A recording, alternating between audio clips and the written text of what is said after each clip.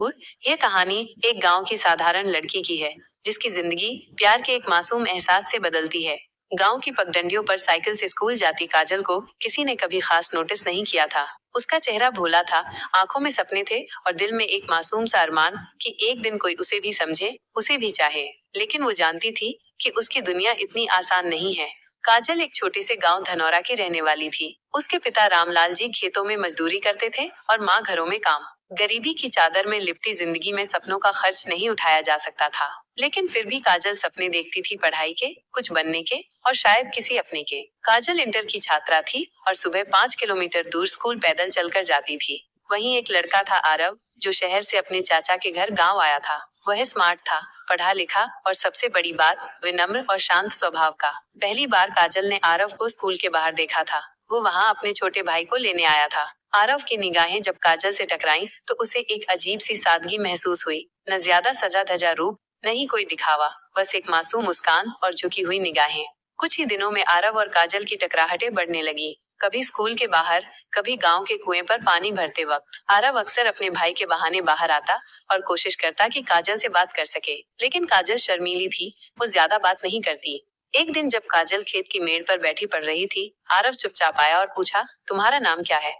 काजल ने थोड़ी जल्दबाजी में जवाब दिया, काजल। आरव मुस्कुराया, अच्छा नाम है, काजल जैसा गहरा। इसके बाद दोनों के बीच बातचीत का सिलसिला शुरू हो गया। कभी किताबों को लेकर तो कभी गांव की छोटी छोटी बातों को लेकर। दोनों के बीच एक अलिखित रिश्ता बनने लगा, एक ऐसा रिश्ता जिसे शब्दों की जरूरत नहीं थी। धीरे धीरे काजल को एहसास होने लगा कि वो आरव की राह देखती है, उसका इंतजार करती है। आरव भी अब हर रोज उसके लिए कुछ न कुछ लाता, कभी कोई किताब, कभी चॉकलेट, कभी बस एक मुस्कान। एक शाम दोनों तालाब के किनारे बैठे थे। सूरज ढल रहा था और आसमान में लालिमा फैल रही थी। आरव ने कहा, काजल, तुमसे मिलकर लगता है जैसे जिंदगी की दौड़ में कहीं ठहराव मिल गया हो। तुम मेरे लिए खास हो।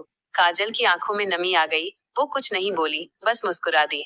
लेकिन ये गांव था जहाँ लड़का लड़की का यूं मिलना आसान नहीं होता। एक दिन किसी ने काजल को आरव के साथ देखा और बात पूरे गांव में फैल गई। काजल के पिता को बुलाकर पंचायत में अपमानित किया गया। रामलाल जी ने घर आकर काजल को डांटा, उसे स्कूल भेजना बंद कर दिया।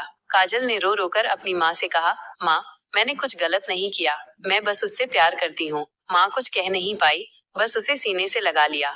आरव ने जब ये सुना तो वो सीधे काजल के घर गया। रामलाल जी के सामने खड़ा होकर बोला, मैं काजल से प्यार करता हूँ, मैं पढ़ा लिखा हूँ, नौकरी करता हूँ और उसे ब्याह कर ले जाने को तैयार हूँ। लेकिन जाति, समाज, प्रतिष्ठा, इन सब का बोझ इतना भारी था कि काजल के पिता ने साफ मना कर दिया। इसके बाद आरव को शहर वापस जाना पड़ा। उसने काजल से वादा किया कि जब भी वो आत्मनिर्भर हो जाएगा, उसे लेने जरूर आएगा। काजल ने भी वादा किया, मैं इंतजार करूंगी, चाहे कितने भी साल लगे।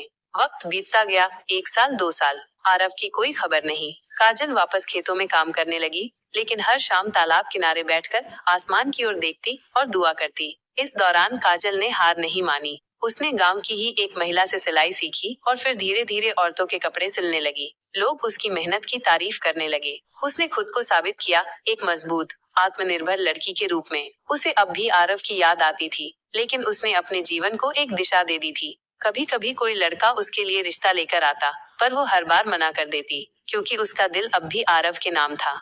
7 साल बाद एक दिन गांव में एक कार आकर रुकी। लोग हैरान थे कि शहर से इतनी बड़ी गाड़ी कौन लेकर आया है। उसमें से आरव उतरा।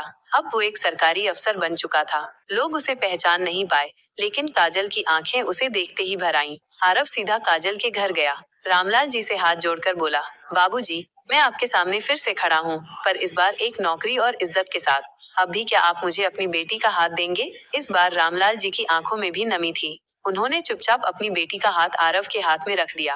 काजल और आरव की शादी पूरे गांव में धूमधाम से हुई। लोग अब भी कहते हैं, काजल की मोहब्बत सच्ची थी और सच्चा प्यार कभी अधूरा नहीं रहता।